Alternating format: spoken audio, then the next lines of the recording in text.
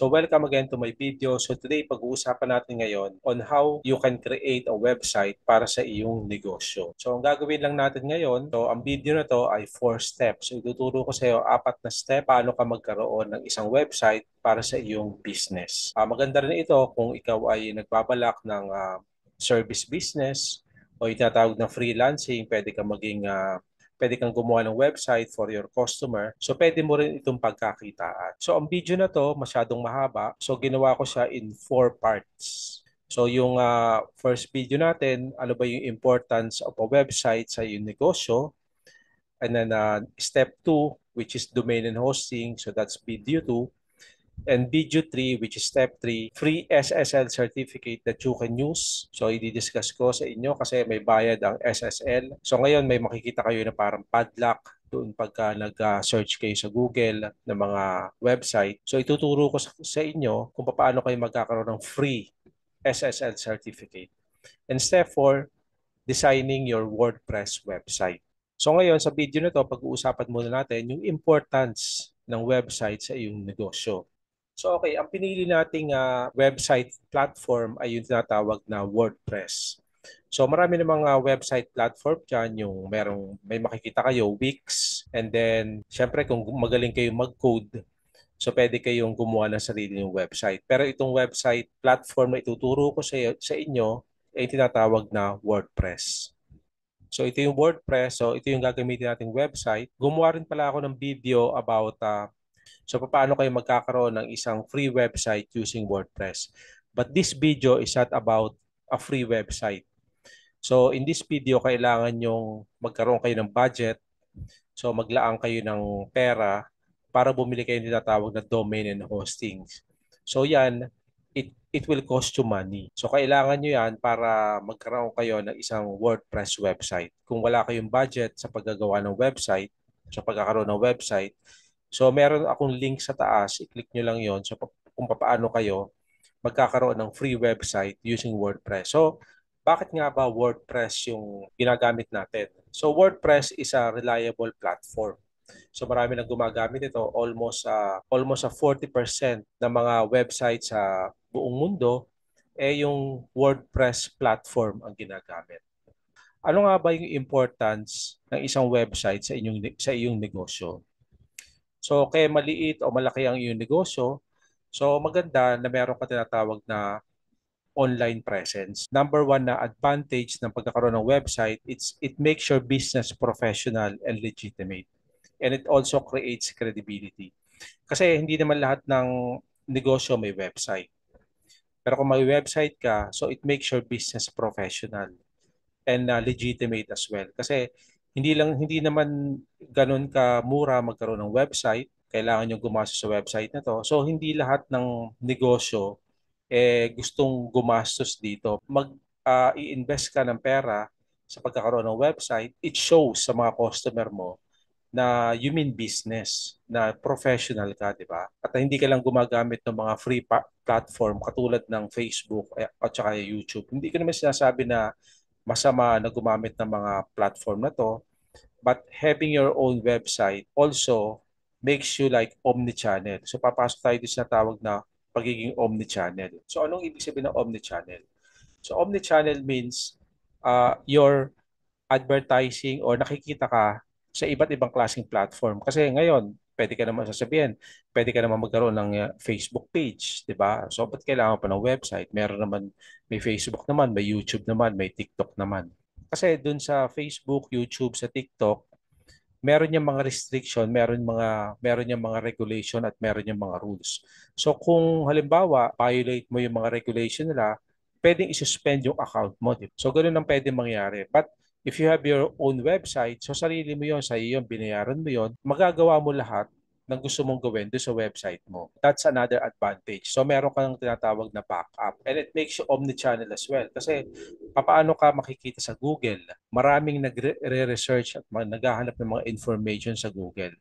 So kung halimbawa, nakita nila yung website mo sa Google, di nandun yung website mo, di pwede nilang puntahan, pwede nilang mag-inquire sa business mo.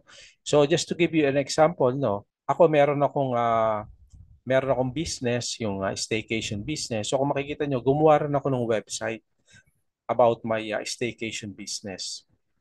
So ito yung website ko, Pampanga Staycation.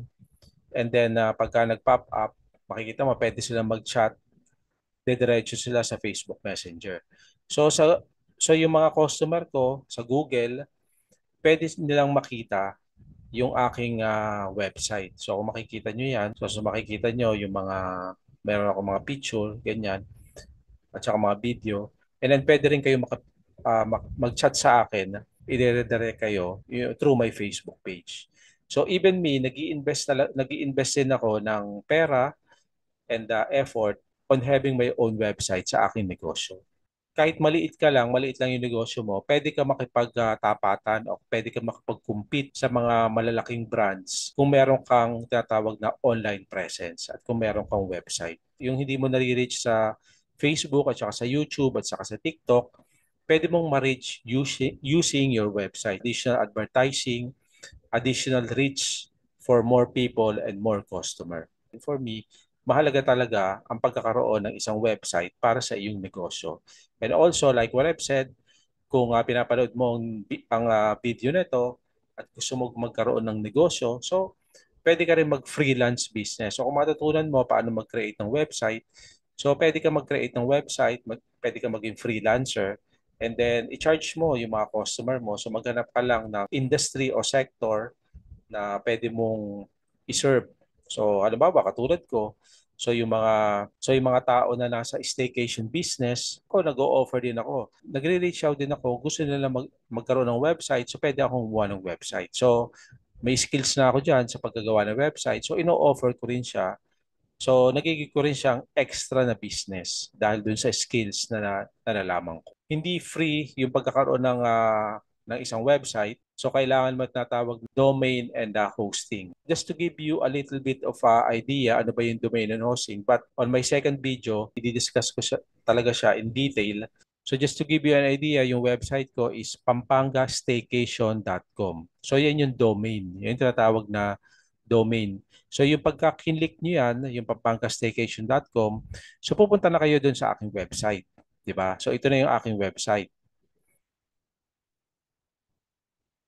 So ito na yung aking website. So makikita nyo, mababrowse nyo yung aking website. No? Yan na yung aking website. So simply put, yung Pampanga Staycation.com, parang link lang yan. So yan yung link para makapunta sila doon sa files. Ito yung mga files na to, lahat yan files. Pati yung chat now files, lahat yan. So lahat yan ay parte ng files. So itong domain na to, yung URL na tatawag, so yan yung kailangan nyong i-purchase o i-subscribe o bilhin.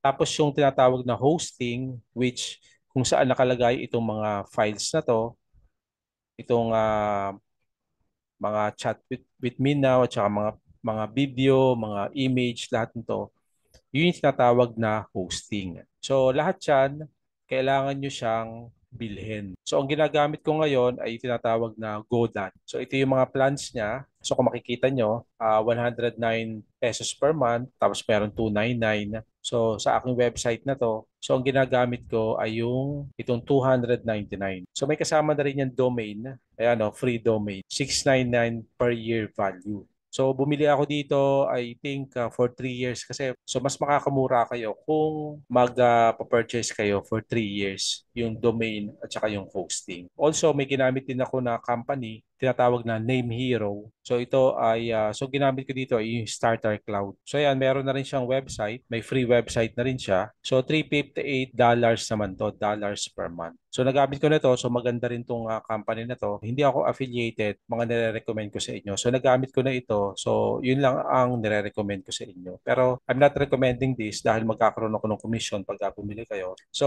on my next video, pag-usapan nating mabuti, so papakita ko sa inyo ano yung ins and out. So papakita ko yung aking hosting account, hosting dashboard, ano yung ma-expect nyo, makikita nyo doon. That will be on our second video, domain and hosting. So I'll see you on my next video.